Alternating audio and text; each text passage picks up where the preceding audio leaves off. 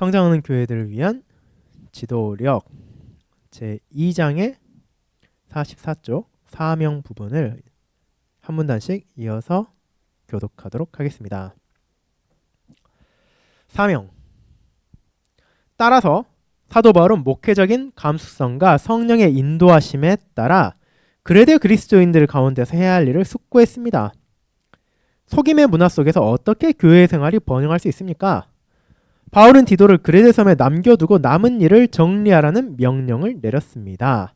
이것이 바로 디도의 특수한 사명입니다.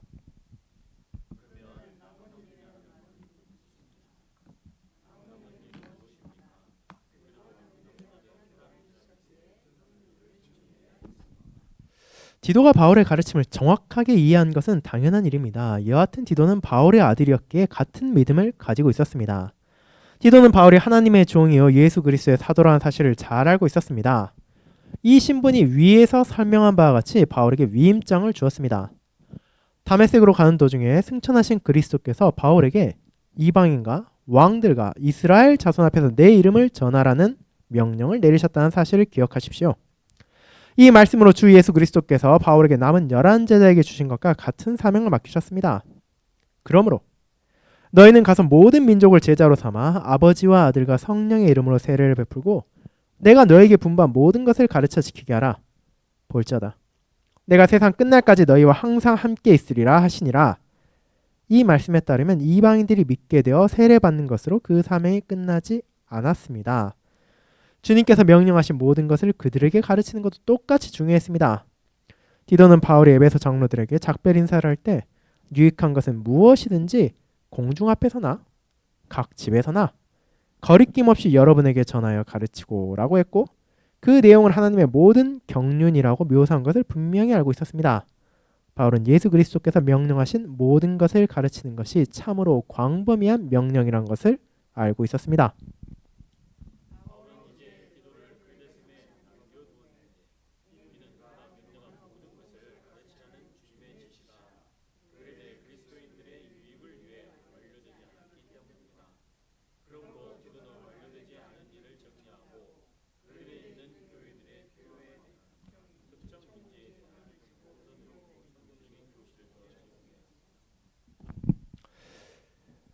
디도에게 보낸 편지 나머지 부분에서 바울은 디도의 각별한 주의를 끄는 두 가지 특별한 문제를 염두에 두고 있음이 분명합니다. 첫째는 모든 마을의 장로들을 세우라는 필요성입니다. 둘째는 바른 교훈에 합당한 것을 말하여 라는 필요성입니다.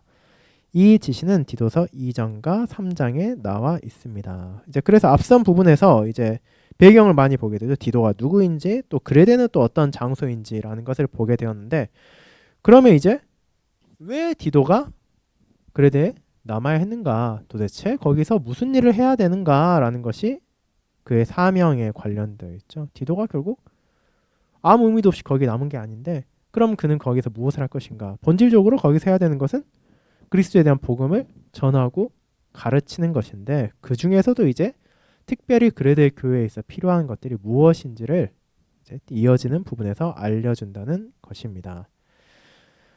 네, 토론사항이 몇 가지 있습니다. 토론사항 내용은 한번 잘 살펴보시고 또 혹시나 뭐 궁금한 점이나 그런 게 있으면 또 나중에 물어보시면 될 것 같습니다. 이제 이어지는 교훈 1의 3장 각성의 장로를 세우라라는 부분으로 가도록 하겠습니다.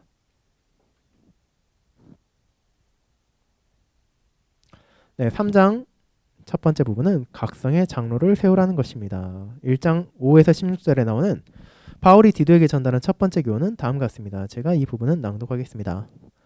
내가 너를 그레데에 남겨둔 이유는 남은 일을 정리하고 내가 명한 대로 각성의 장로들을 세우게 하려 함이니 책망할 것이 없고 하나님의 남편이며 방탕하다는 비난을 받거나 불순종하는 일이 없는 믿는 자녀를 둔 자야 할지라. 감독은 하나님의 청지기로서 책망할 것이 없고 제 고집대로 하지 아니하며 급히 분내지 아니하며 술을 즐기지 아니하며 구타하지 아니하며 더러운 이득을 탐하지 아니하며 오직 나그네를 대접하며 선행을 좋아하며 신중하며 의로우며 거룩하며 절제하며 미쁜 말씀의 가르침을 그대로 지켜야 하리니 이는 능히 바른 교훈으로 권면하고 거슬러 말하는 자들을 책망하게 하려 함이라. 불순종하고 헛된 말을 하며 속이는 자가 많은 중 할례파 가운데 특히 그러하니 그들의 입을 막을 것이라. 이런 자들이 더러운 이득을 취하려고 마땅하지 아니한 것을 가르쳐 가정들을 온통 무너뜨리는도다. 그레데인 중에 어떤 선지자가 말하되 그레데인들은 항상 거짓말쟁이며 악한 짐승이며 배만 위하는 게으름뱅이라니 이 증언이 참되도다. 그러므로 내가 그들을 엄히 꾸짖으라.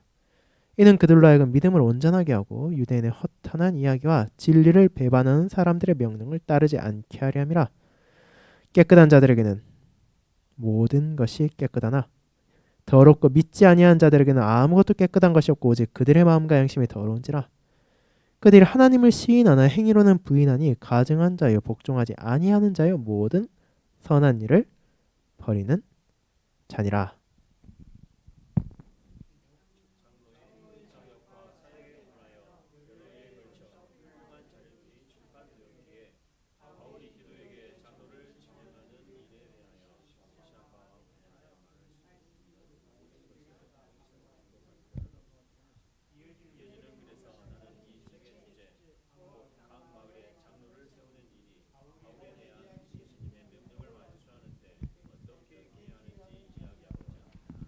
자, 그래서 이 부분은 분명 이제 장로의 자격에 대해서도 말하고 있고 장로의 사역에 대해서도 말하고 있는데 이제 그런 내용은 이제 보다 그 부분에 집중한 다른 책들을 살피도록 하고 여기에서는 각 마을의 장로를 세운 것 자체가 이 교회 상황에서 어떤 의미를 가지고 있는지 왜 그것이 그레데에 남겨진 디도가 해야 할 일인지라는 부분을 살펴보도록 하겠습니다. 디도는 각 성읍에 장로들을 세워야 합니다. 바울이 사용한 세우다 이게 그리스어로는 카타스테세스라고 되어 있는데 이제 역자 주로는 이제 과거 가정 능동형 이제 뭐 히브리어나 이제 그리스어 보다 보면은 이제 우리나라 말과 당연히 문법이 다르다 보니까 이제 그 문법 안에서 어떤 식으로 해석하냐의 차이도 있는데 이제 여기서는 과거 가정 능동형이기 때문에 여기서 이것들은 대부분 어떻게 쓰이냐 일회성 내용을 묘사할 때 사용되고 있습니다. 즉 여기서 말한 세우다라는 표현은 계속해서 세워라 이게 아니라 그가 세워야 한다. 그 장로들을 세워야 한다라는 것을 가르치는 거죠. 그래서 이 동사 형태는 바울이 디도의 일회성 행위, 즉 상대적으로 단기간에 완료할 수 있는 행동을 생각하고 있었음이 분명합니다. 이 단어는 디도가 받은 두 번째 교훈을 특징짓는 동사 형태와는 대조됩니다. 2장 1절에 말하다, 2장 15절에 선포하다, 권하다, 책망하다라는 동사는 모두 현재 시제로 계속되는 행동을 나타냅니다. 첫 번째 위임 명령은 특필히 속히 완료될 수 있겠지만 디도는 두 번째 위임 명령에 오랫동안 전념해야 할 필요가 있습니다. 지금은 첫 번째 교훈의 중요성을 이해해야 합니다. 그래서 여기 말한 첫 번째 명령, 즉 장로를 세우라는 것은 계속해서 행해져야 되는 게 아니라 한번 이제 각 성들의 장로를 세워라라는 것입니다. 그리고 나면 이제 그 이후에는 이제 디도의 선에서 떠난 것이겠죠. 그 이후에 이제 각 성들이 당연히 교회가 계속해서 유지되고 세워진다면 장로를 필요에 따라 계속 세우겠지만 그럼에도 지금 디도에게 주어진 사명은 먼저 그 성들의 장로들을 세워야 된다라는 것입니다.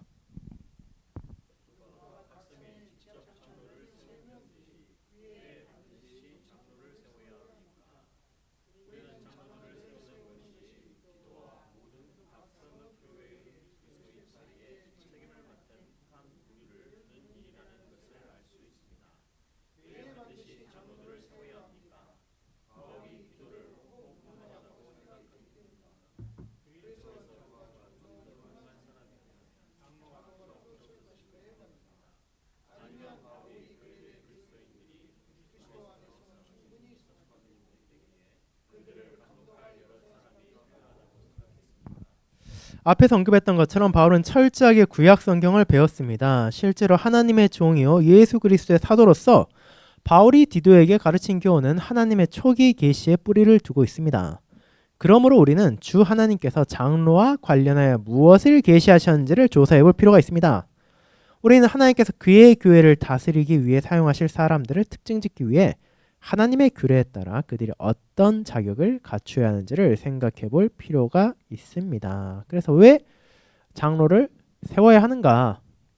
결국 그 내용을 알기 위해서는 대체 장로가 누구인지 그리고 장로가 어떤 의미를 지니고 있는지를 알아야 한다는 것입니다.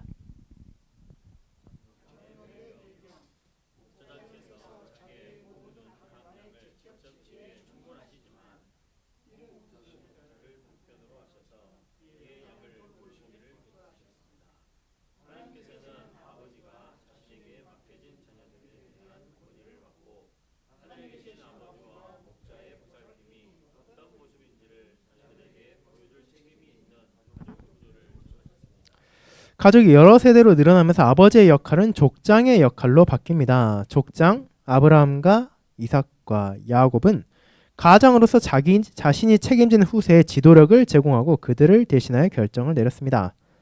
그러나 족장과 그 일족 사이에는 권위를 갖고 주도하는 층이 있다는 사실도 분명합니다.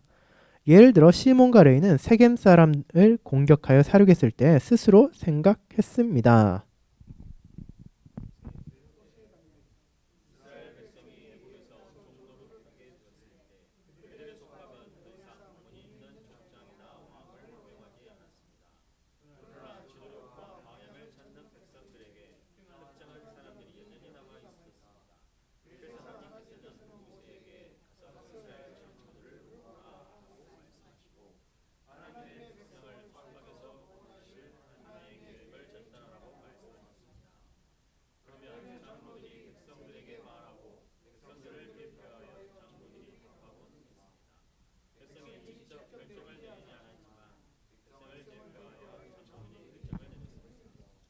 자, 그러니까 이제 구약 시대 초창기 특히 이제 창세기 부분에는 장로를 찾을 수가 없습니다. 왜 찾을 수가 없냐라고 한다면 그 시기에는 아직 수가 이스라엘 백성들 수가 그렇게 많지 않았고 또 한 족장 말 그대로 아브라함이나 이삭이나 야곱 같은 한 사람의 지도력 안에서 충분히 통제될 수 있는 상황이 있었기 때문에 이제 장로라는 층이 나타나지 않습니다. 물론 이제 그 장로로 이어지는 뭔가 힌트가 될 만한 내용은 이제 뭐 시몬과 레위 등을 통해서 나타나긴 하지만 그럼에도 공식적이라는 장로라는 사람 나오지 않는데 이제 모세 시절 이제 애굽에서 포로를 생활하는 도중에 보면은 우리가 이스라엘 백성 수가 급격하게 늘어난 것을 알 수 있습니다. 이제 그 정도가 되니까 이제 그 백성들을 지도하기 위한 혹은 그들을 다스리기 위한 사람들이 나타나게 된 거죠. 그게 이제 장로라는 겁니다. 그래서 이제 보면은 우리가 알고 있는 이제 모세가 나중에 세우는 장로들이 있는데 그 세우기 전에 이미 이스라엘에 장로가 나타났다는 걸 보게 됩니다. 물론 그 장로와 이제 후에 나오는 장로들의 성격은 약간 다른데 그럼에도 이제 그 장로들 말 그대로 그 백성들을 인도하는 사람 혹은 가르치는 사람들이 이미 등장했다라는 겁니다.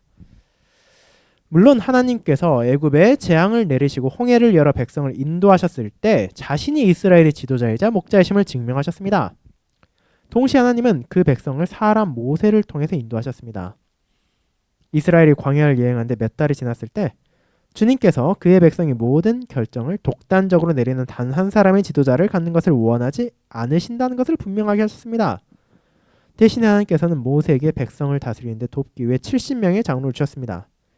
이 사람들은 백성의 장로들로 인정받은 더 큰 무리 가운데 선택되었지만 이 70명은 이제 성령을 받아 주님께서 그들에게 맡기신 지도자의 의무를 더 효과적으로 수행할 수 있게 된 것입니다.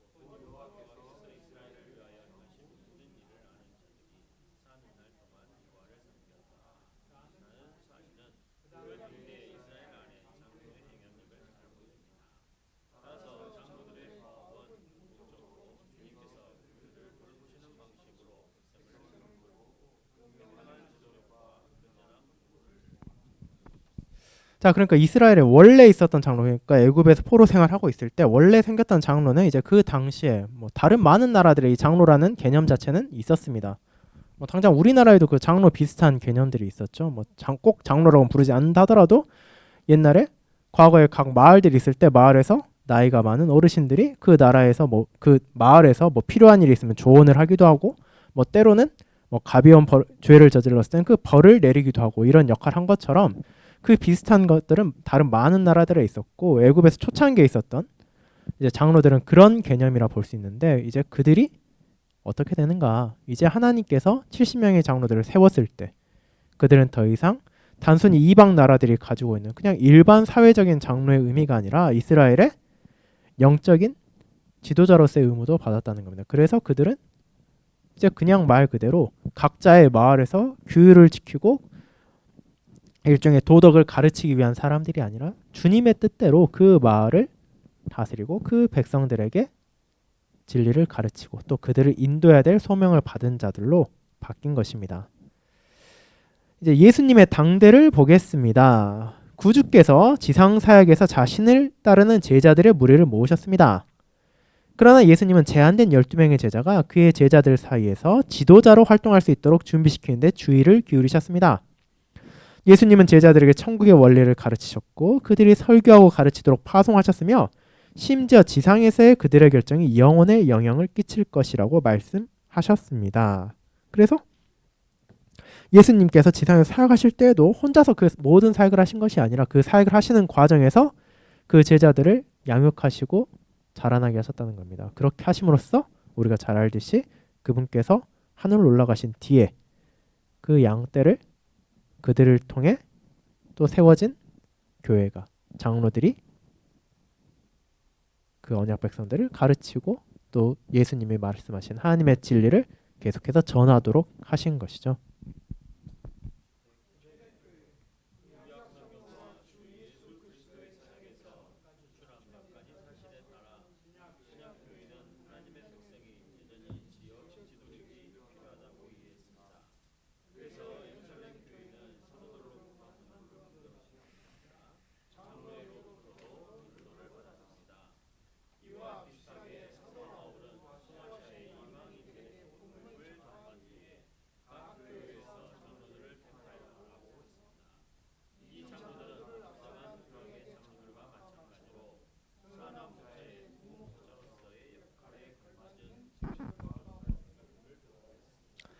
따라서 바울이 글에 되어 있는 교회들 가운데서 행해져야 할 일을 완수하기 위해 해야 할 일을 기도에게 지시하려고 애썼을 때 그가 먼저 모든 마을의 장로들을 임명하라는 지시를 내렸다는 것을 읽는 것은 놀라운 일이 아닙니다.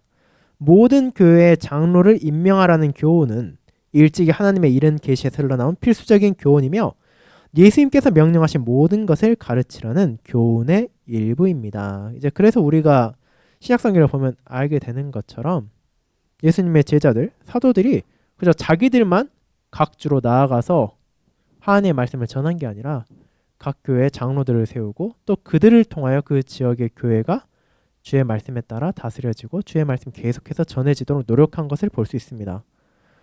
뭐 그래서 이제 베드로전서 같은 경우에는 장로들을 향해 베드로가 자기 자신도 너희와 같은 장로다라고 표현하는 말까지 볼 수 있게 되고 자연스럽게 그렇다면 그레데에도 장로가 세워진다는 것을 알 수 있게 됩니다. 왜냐하면 그곳에서도 이제 디도가 언제까지 여기 있을지 모르지만 각 교회의 장로들이 세워짐으로써 그 백성들이 계속해서 말씀으로 양육을 받고 말씀으로 자라나야 되기 때문에 그런 주님의 종들이 있어야 되는 거겠죠.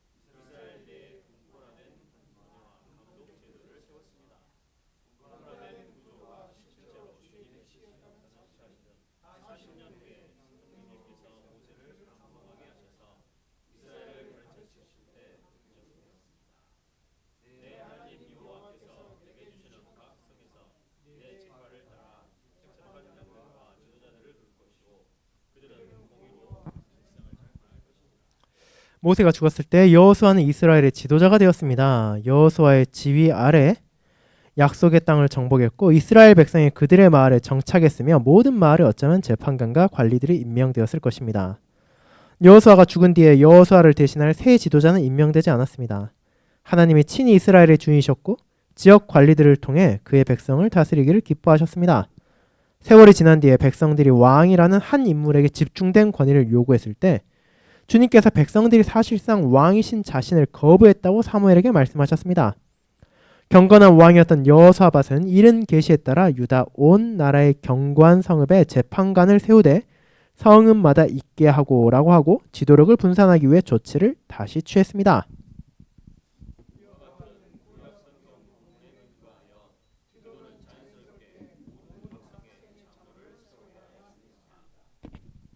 우리는 이 지시의 지혜를 높이 평가합니다. 우리는 지역 교회 지도자들이 먼 교회에 사는 사람들 물론이거니와 멀리 떨어진 도시에 사는 사람들보다 주님의 양떼와 훨씬 더 잘 접촉할 수 있다는 것을 잘 알고 있습니다. 사도들이 다른 곳에서 장로들을 특정한 양떼를 돌보는 목자라고 부르는 데는 이유가 있습니다. 교회를 올바르게 다스리게 하기 위해 주님께서 지역 장로를 요구하셨습니다. 네, 오늘은 이제 여기까지 하도록 하겠습니다. 이제 지금까지 계속 나오는 내용이 무엇이냐? 바울을 통해 하나님께서 디도가 그레데 교회의 장로들을 세우게 하셨을 때 그 장로는 대체 어디에서 기인한 것인가? 왜 그렇게 장로들이 필요한 것인가? 라는 부분을 함께 나눈 것입니다. 그리고 이제 또 다음 수요 모임에서는 이제 그런 그 장로들은 대체 어떤 사람이 돼야 되는가? 그런 장로들은 또 신약시대 그 특별히 그레데 교회에서 또 어떤 역할을 하게 되는가라는 부분을 우리가 살펴보도록 하겠습니다. 네, 그러면은 다 함께 주님께서 가르쳐 주신 기도 드리고 오늘 모임을 마치도록 하겠습니다. 다 함께 주기도문 드리겠습니다. 하늘에 계신 우리 아버지여, 이름이 거룩히 여김을 받으시오며 나라가 임하옵시며 뜻이 하늘에서 이룬 것 같이 땅에서도 이루어지이다. 오늘날 우리에게 일용할 양식을 주옵시고 우리가 우리에게 죄 지은 자를 사하여 준 것 같이 우리 죄를 사하여 주옵시고 우리를 시험에 들게 하지 마옵시고 다만 악에서 구하옵소서. 대개 나라와 권세와 영광이 아버지께 영원히 있사옵나이다. 아멘. 네, 또 오늘 수요 모임 함께 해주셔서 감사합니다. 이제 다음 주는 10월 9일이 공휴일이라서 쉬게 될 것 같고 이제 그 다음 주인 또 10월 16일 수요 모임에서 이어지는 부분을 나누도록 하겠습니다. 그럼 또 한 주의 남은 시간 동안 주님 안에서 강건하시고 주일에 뵙기를 기다리겠습니다. 감사합니다.